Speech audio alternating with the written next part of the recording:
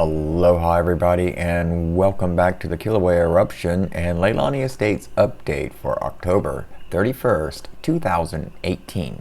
In tonight's update, we do have a few things to talk about. Of course, we have the USGS report, which we'll get to in a moment, but also after that, we are going to be talking about the new emergency proclamation that was signed, extending the existing one, and also some changes to it and other information.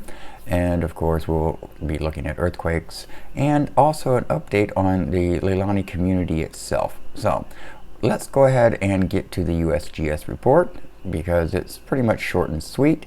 And then we'll move over to, of course, earthquakes and so forth.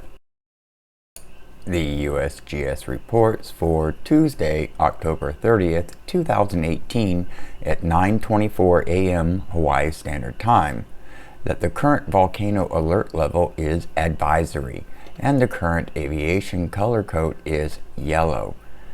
The activity summary is as follows. Kilauea volcano is not erupting. Rates of seismicity, deformation, and gas release have not changed significantly over the past week. Deformation signals are consistent with refilling of the Middle East Rift Zone. Observations, HVO monitoring during the past week shows low rates of seismicity at the summit and East Rift Zone. Earthquakes continue to occur primarily at Kilauea's summit area and south flank. Magnitude 3.8 was the largest, with continued small aftershocks of the magnitude 6.9 quake on May 4th, 2018. Seismicity remains low in the lower East Rift Zone.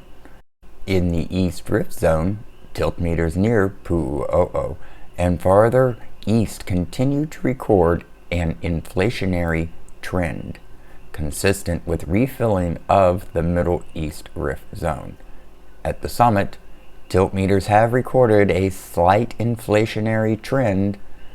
Sulfur dioxide gas emissions at the summit averaged 50 tons per day as reported on October 24th and 75 tons per day at Pu'u'o'o on October 23rd. There was no sulfur dioxide detected by our instruments in the lower East Rift Zone. Hazards are still present in the lower East Rift Zone eruption area and at the Kilauea summit. Residents and visitors near recently active fissures and lava flows should stay informed, heed Hawaii County Civil Defense and National Park warnings, and be prepared, if necessary, to self-evacuate in the unlikely event of renewed activity. Please note that Hawaii County maintains a closure of the entire flow field and the vents and prohibits access to the area unless authorized through civil defense. The Hawaii Volcano Observatory continues to closely monitor Kilauea's seismicity, deformation, and gas emissions for any sign of reactivation and maintains visual surveillance of the summit and the East Rift Zone. HVO will continue to issue a weekly update every Tuesday and additional messages as warranted by changing activity. And that is the USGS report. Okay, so let's talk about that real quick. Really not much change of anything. They finally got some actual SO2 measurements, which is good. We see those levels are definitely down. And there is obviously still a inflationary trend on the slopes of Pu'u'o'o and a little bit further east. So we definitely need to keep watching that because that is a sign that magma is filling in the Pu'u'o'o part of the Middle East Rift Zone area. Whether it makes it down to the lower East Rift Zone, that's what we have to wait and see. Okay, so let's now move on over to earthquake. What we're looking at here is, of course, the earthquake map from USGS. 7 days, all magnitudes for the East Rift Zone area. And as you can see, still pretty much the same as what it was last week in the overall number and locations. so I don't see anything of any super significance there. So that's a good thing. And I guess that's it for the earthquakes. Before I continue, I just want to take a moment to welcome all the new subscribers to the channel. I haven't done that in quite a few videos, so I just wanted to take a moment and say thank you for subscribing and joining us on this adventure of the Kilauea Eruption. And if you are liking this video, hit that thumbs up button. I really appreciate it. And if you haven't subscribed, go ahead, click the subscribe button, and don't forget that bell icon for notifications of when new videos are available. As I mentioned earlier in the video, there was two other things we're going to talk about, and that was the new update to the emergency proclamation signed by the mayor today, and some Leilani community information and news. Basically, we're going to talk about Leilani first because that kind of plays in with the mayor's proclamation, sort of. But anyways, so first, basically, little background, Leilani Estates is actually two separate neighborhoods, so to speak. There is Section 1 and Section 2, Section 2 being the larger of the two sections. And Section 2 actually has a homeowners association, whereas Section 1 does not.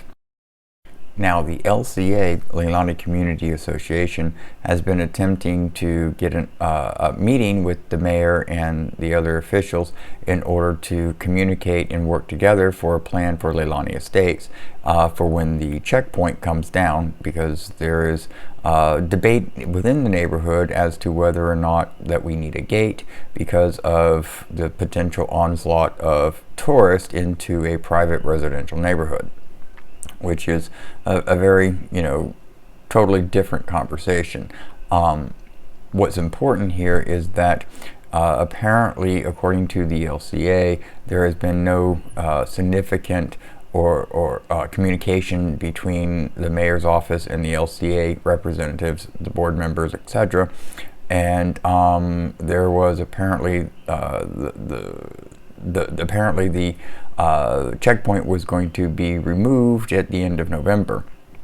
Okay, so the LCA decided to file a lawsuit against the county of Hawaii in order to get an injunction to prevent them from removing the checkpoint until some other measures of security in order to maintain, the neighborhood were in place.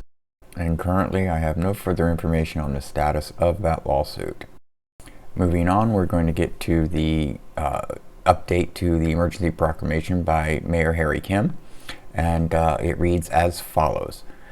Now, therefore, I, Harry Kim, Mayor of the County of Hawaii, do hereby proclaim and declare that a state of emergency due to this eruptive event continues to exist and continues to pose threat of imminent disaster on Hawaii Island, and that all provisions of my prior proclamations, except for the 50-yard buffer surrounding the lava flow field, shall remain in full force and effect, effective October 30th, 2018, and continuing thereon until December 29th, 2018, or unless terminated by a separate proclamation, whichever shall occur first.